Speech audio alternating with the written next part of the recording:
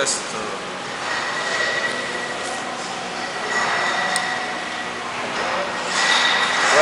Hello, Steve Corino. I'm very happy to have you in the interview. I've just seen a great match against Joey Legend. What an impressive performance. How did you saw the French public was, and how did you feel the intensity of the wrestling game? Maybe Joey Legend was cool, not cool. I'd like you to tell me everything about this night. It was amazing. The French fans, this is the first time I've been here, the French fans were crazy. It was crazy from the moment I walked out there. Very passionate about our sport of pro wrestling, and you know, wrestlers feed off that. That gives us energy when they're loud like that. And, you know, you could wrestle in front of 50 people that don't cheer, or 500 people that don't cheer, and you don't get pumped up. You know, when you wrestle in front of 700 French people that are going crazy for everything you do, and it makes you feel really good. Not only about yourself, but like about our sport in general. So, yeah, I love the French fans. Joe Legend is an amazing wrestler. I've always had a lot of respect for him. You know, here's a guy that should be main event in WrestleMania. But you know what? He loves Europe, and that's great because the European fans deserve somebody like Joe Legend to come here and perform for them. My career highlight was definitely going to Japan 66 times. It was. I love Japan. I love the culture, the wrestling, how serious they took it over there. A lot of people ask me, like, well, why didn't you want to go to WWE? And I said, you know, Japan was my WWE. I always wanted to go there when I was a kid, so that's my career highlight. Is wrestling more of a passion or just a job? That's a good question. It's definitely a passion, because to put your body on the line every night, it's dangerous. I mean, we take a lot of abuse to our bodies. We take a lot of abuse to our minds, and a lot of time away from our family. So there is the passion. There's the passion to make wrestling great again. But is it a job? It's definitely a job for me. I mean, this is my only job that I do, and you know, I try to make as much money as I can to put away for the future. And which country do I like to wrestle the most, and why? Japan has always been my favorite, just because of the culture. I love the fans and everything like that. France is now right up there. I loved it. UK has always been a fun place to wrestle. Australia, Finland was always a lot of fun. But yeah, definitely number one would be Japan. Why did I become a pro wrestler? Oh, simply I was a huge fan as a kid. When I was 8 years old, I started watching Georgia Championship Wrestling on TV, and that's 1981. With Tommy Wildfire Ridge, and the Masked Superstar, and the Andersons, and Mr. Wrestling 2, and Ric Flair. And like, I fell in love with it immediately, and I knew right from there that that's what I wanted to do. What is my opinion of the French fans? Oh, very simple. Like, I didn't know what to expect. My sister Allison Danger was here a couple times, and she told me the French fans are really a lot of fun. But I didn't know what to expect until I got here. And I was pleasantly surprised. They were amazing. They want to cheer the good guy and boo the bad guy, and they want good hard action. And I think they got it tonight. What do I think about the wrestling business today? Have you an opinion about WWE and TNA? You know what? It's gotten, both companies have gotten so far away from actual wrestling that I don't really even watch it anymore. You know, I'd like to watch some old stuff, or I'll go on YouTube and watch old stuff. But the new product just doesn't excite me. There's not enough wrestling. There's not enough substance to it. And it's a shame, because TNA has the ability to be a real competitor to WWE, but they do the same thing as WWE. Because Vince Russo's there, and he sucks. For me, which country has the best wrestling style? Definitely Japan. I love the Japanese strong style, the samurai spirit, never say die. So that's always been the big thing. What's my opinion about the new ECW? Did WWE contact me about it? Yes, they contacted me back for the first one night stand. I wasn't interested.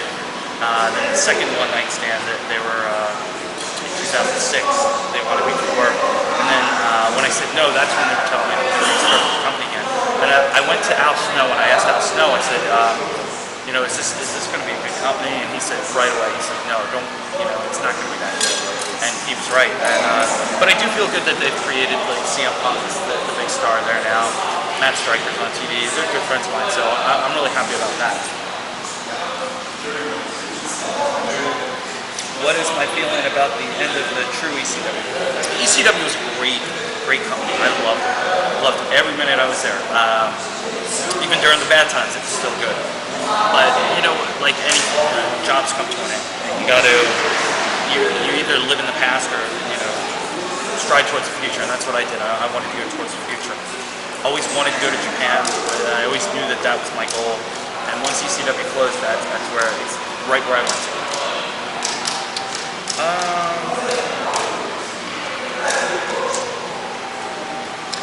The fact of being a company owner changed your point of view about wrestling. Yeah. Promoting the show is one of the thankless jobs in wrestling. It's so hard because you have to do the job of 15 people, and if you're wrestling on the show, oh my God, it's tough. The writing a show is easy. Being a booker is not that difficult because a good booker will watch what the crowd's reacting to, keep the times down, and build stories for the end. But a promoter has to actually go out there, put up the posters, do the advertising, sell the tickets, make sure the concessions show up, make sure the ring shows up. It's a lot of stress. It's not fun at all. During a match, have you been scared? Yeah, definitely.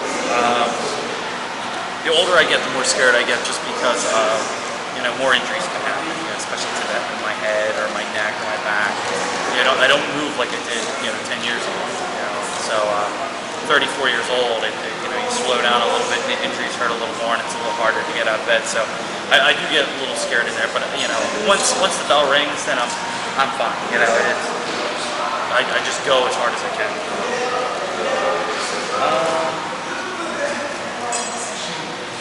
What is the worst booking I went to? Yes.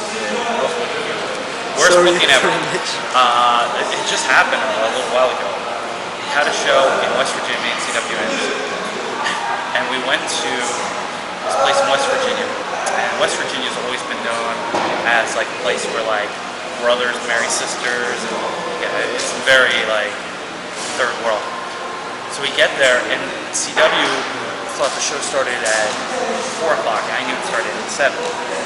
He gets there at like 1 o'clock, he's like, oh no, this place it was supposed to be in back of a bar, and unfortunately the bar was in the back of somebody's house.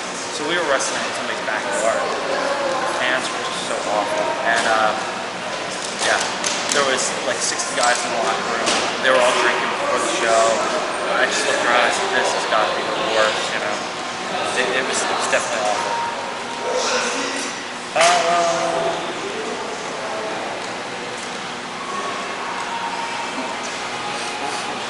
Last one.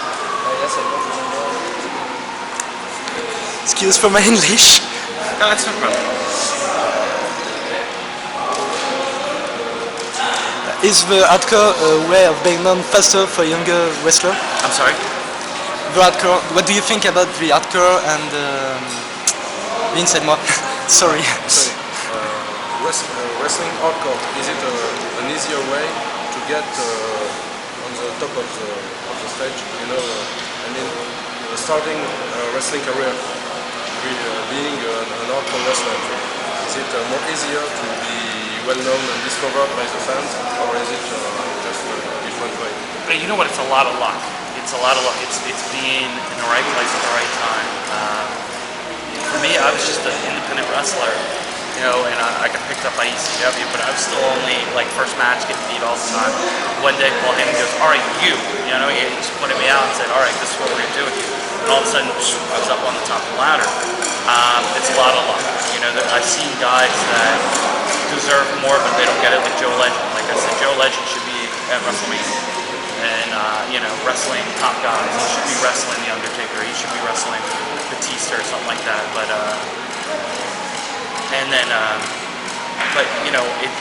it's a dues paying thing. You want to learn the business from the bottom up. You want to learn how to put the ring together. You want to learn how to promote shows. You want to learn how to do everything. So when you get ready to go to WWE or TNA and stuff like that, you're ready.